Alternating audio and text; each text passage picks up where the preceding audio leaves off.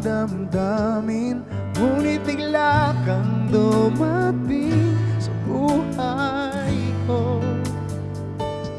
Hindi kailangang umimik, nagdadaldalan lang sa tingin. Saan ka ba nanggaling? Bakit ngayon lang?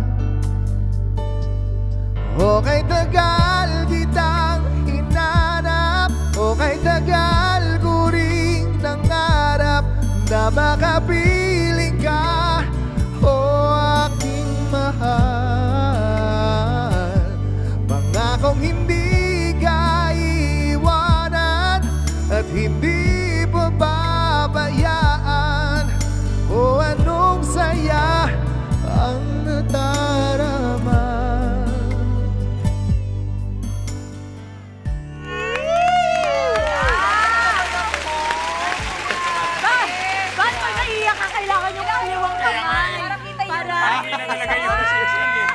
Ayan, mga kapatid, our soon-to-be bride and our very own Frontline Pilipinas showbiz anchor, Khaled Karen!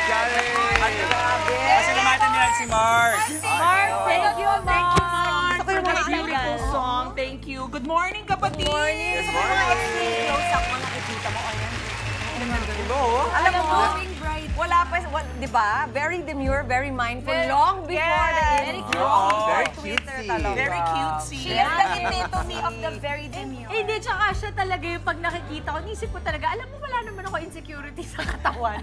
Pag nakikita ko na parang nagkakaroon ako ng insecurity. Grabe naman si Ang Miss Dimple. perfect. Kasi isipin mo naman na, not once, But maproposan, twice. but twice. Twice. Anong sikreto ba? Kasi yung iba sa atin, syempre parang ano ba naman itong talagang kalat. Yung iba nga hindi makaisa. Ikaw Ay, dalawa pa. alam mo, ikaw yung pananalita ko na naman. Eh, paano ba yun? Alam mo, prayers lang talaga.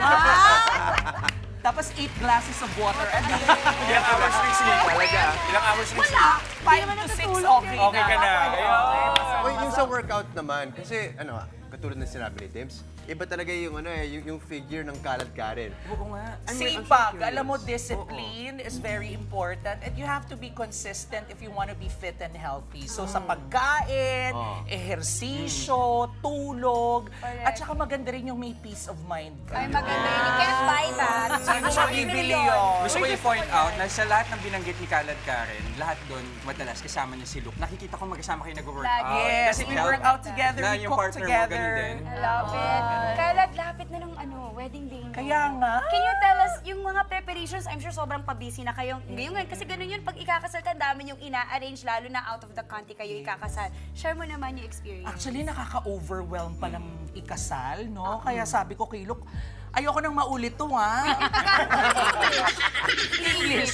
Sabi ko, hindi na natin uulitin to, ha? Sabi ko gano'n. And it's fun and at the same time, fulfilling din kasi mafulfill yung dreams nyo together. Pero ang daming kailangan gawin, especially sa amin, meron kaming mga immigration controls na kailangan pagdaanan.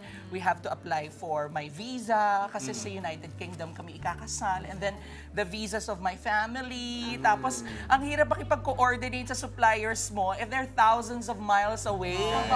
So, you have to be... Tapos ibang oras pa. Oo, ibang oras pa. Pero yun nga, it's very fulfilling and masarap na pagdaanan mo yung hirap bago mo maabot yung pangarap mo. Pero gusto ko yung ibang sarap na pag-usapan. Paano ba magmahal ang isang Brit? Ang isang... Ang British, British. ibang-iba kasi sila sa Pinoy because very dry ang humor ng mga Briton Tapos para... Baka Briton ka! Gusto mo na ako nagkatigilan tayo.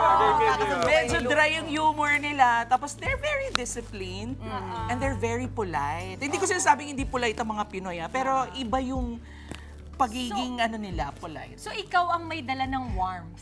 Yes. No, sa ano? And fun. And fun. Kasi medyo seryoso si Luke So ako yung fun Nagulat side ka na niya. lang na na-attract ka pala sa ganun. In fairness, na-attract ako kasi gwapo siya.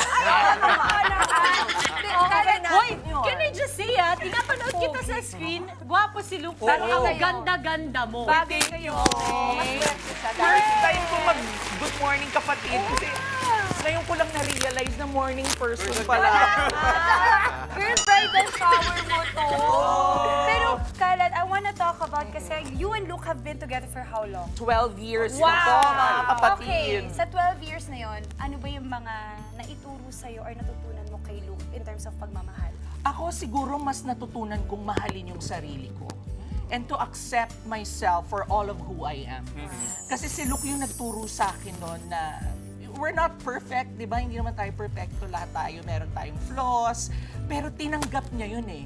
So bakit hindi ko yung tanggapin para sa sarili ko? So yun yung natutunan ko sa pagmamahal. Pero ito, Kalad Karen, gusto kong malaman, bakit mahalaga na humantong sa pagpapakasal? Between you and Luke. Actually, alam niyo po mga kapatid, ang pagpapakasal ay depende po yan sa couple. Hindi naman yan required, no? So, depende po yan sa goals nyo, depende po yan sa mga pangarap nyo together, but it's really case-to-case basis. Kung ayaw nyo magpakasal, you can be, you know, common law partners, pwede naman din po yan. Pero kasi ang kasal kasi for me, yung nagseselyado ng relasyon ninyo eh. Diba? The contract itself, kahit sabihin yung kontrata lang yan, Papel pipirma lang lang yan, tayo, oo. papel lang yan. But it gives you the sense of commitment eh. Diba? Yun yung importante na committed kayo sa isa't isa. At alam ng batas yun. Diba? Attorney Buko! Joke lang. Kasi Attorney Buko, alam kasi ng batas sa akin. Ano ba? Binabasag ko lang kasi medyo naiiyak na ako sa pinag-usapan natin. Uy, totoo Kasi senti ako sa ganito kasi syempre 21 years na ako kasal. So I kinda know the feeling kapag inaakay nyo ang isa't isa. Pero ito, pag-usapan natin yung Drag Race PH. Ayan! Maimbita mo naman kami doon. Oh, ang saya-saya ng Drag Race Philippines. We are on our 3rd season.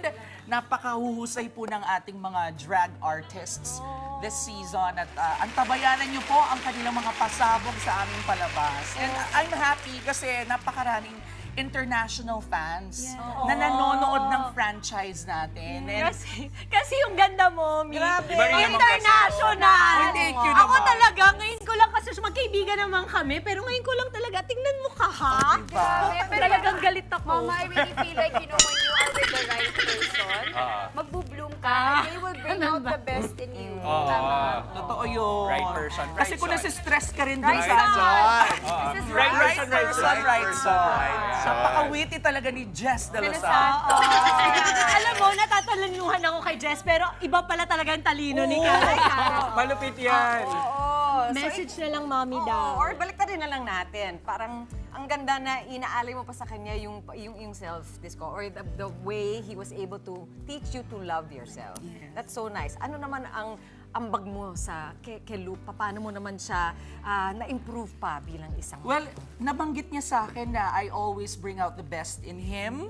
So I think importante yun sa kapareha mo na nabibigyan mo siya ng pagkakataon to be the best version of himself. What a beautiful union na you'll be sealed soon and to become something everybody can celebrate.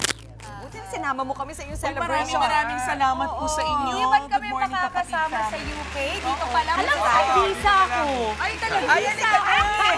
Hanggang October. Kailangan mo na nagahawak ng veil mo. You deserve all of your success and all Thank of the you po, happiness. Ma'am Chiki. Deserve mo lahat ng kasiyahan, Good morning, Kalad Karen. kapatid family. Muli maraming salamat, Kalad Karen, mula sa bumubuo ng Good Morning Kapatid at TV5 Family. Best wishes and cheers to our soon-to-be Mrs. Right. Congrats